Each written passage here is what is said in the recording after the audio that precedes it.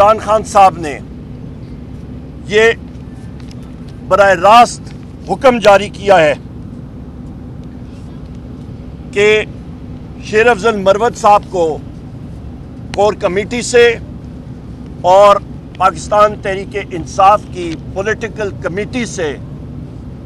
Fill for अलहदा किया जाए। इमरान खान साहब ने इसके अलावा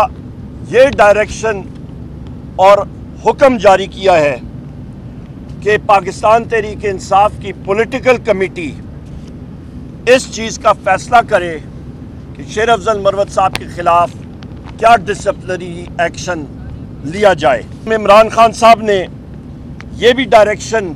और अहकामात जारी किए हैं कि शेर अफजल मरवत साहब को फिल फॉर एक शो कॉज नोटिस दिया जाए और उनसे उनकी जवाब तलबी इमीडिएटली ली जाए।